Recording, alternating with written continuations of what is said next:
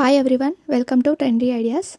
ఈ వీడియోలో మంచి రెసిపీని మీకు టిప్స్తో సహా షేర్ చేయాలనుకుంటున్నాను. లాస్ట్ వరకు చూసేయండి. మీకు కూడా ఈ విధంగా లోపటి వరకు సాఫ్ట్గా అండ్ జ్యూసీగా రావాలి అనుకుంటే చివరి వరకు చూసేయండి.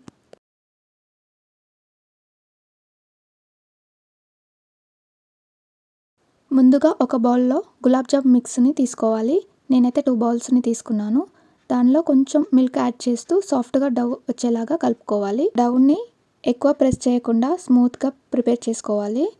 ఒక 10 మినిట్స్ వరకు మూత పెట్టుకొని పక్కన పెట్టేసుకోవాలి. ఈ గ్యాప్లో మనం షుగర్ సిరప్ని రెడీ చేసుకుందాం. ప్యాన్లో షుగర్ 2 కప్స్ వరకు యాడ్ చేసుకోవాలి. అలాగే 2 కప్స్ వాటర్ కూడా యాడ్ చేసి బాయిల్ అయ్యే వరకు వెయిట్ చేయాలి.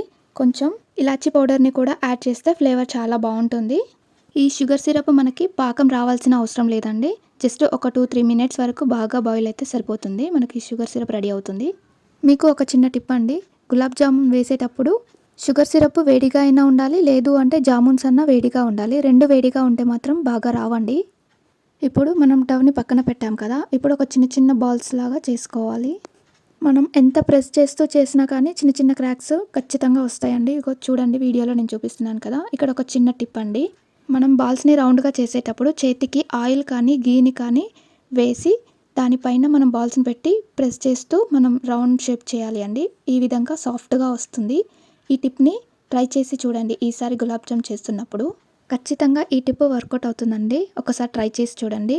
ఈ విధంగా అయితే ఎన్ని బాల్స్ అయినా మనం ఈజీగా చేసేసుకోవచ్చు.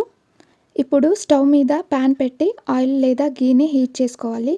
ఫ్లేమ్ లో టు మీడియం అడ్జస్ట్ చేసుకుంటూ మనం ప్రిపేర్ చేసిన జామున్ బాల్స్ని స్లోగా ఆయిల్లో వేసుకుంటూ గోల్డెన్ బ్రౌన్ కలర్ వచ్చే వరకు ఫ్రై చేసుకోవాలి. ఇలా వేపుతున్నప్పుడు స్మెల్ మాత్రం చాలా బాగుంటుందండి. మీకు నచ్చుతుందా?